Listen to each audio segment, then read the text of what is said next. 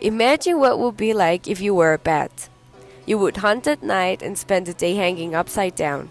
You would have a limited vision, but you would know how everything is around you thanks to echolocation. But all of this is just imagination, because you can never truly understand what it is like being a bat, because you aren't one, you're a human, not Dracula, who's the only one that gets to experience both.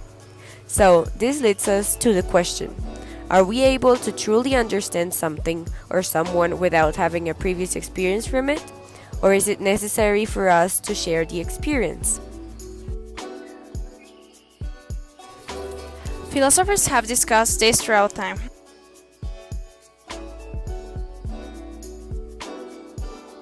And there are two ways one may arrive to a conclusion.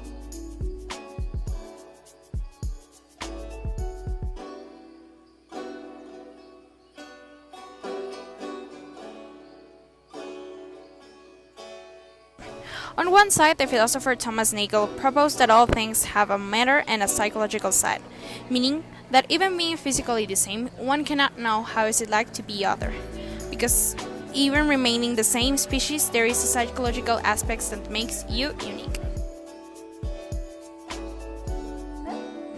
You can arrive to a subjective conclusion based on your imagination, but the only way to arrive to a real conclusion is a mystery.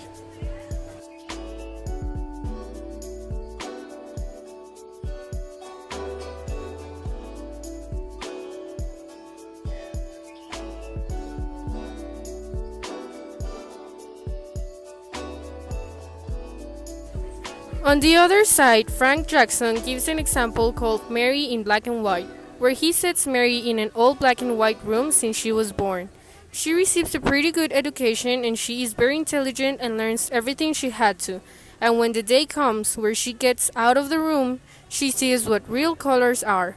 So even though she theoretically knew what colors were, she didn't deeply understand what they were like until she saw them.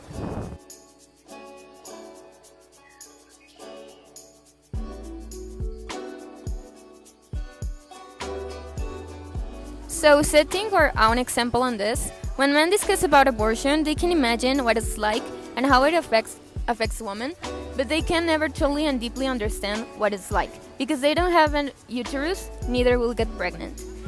And don't only don't understand it in the physical side, but also the emotions women experience during this process. We actually agree on the thoughts of the philosophers mentioned previously. We also think that in order to truly understand something, you strictly need to experience it.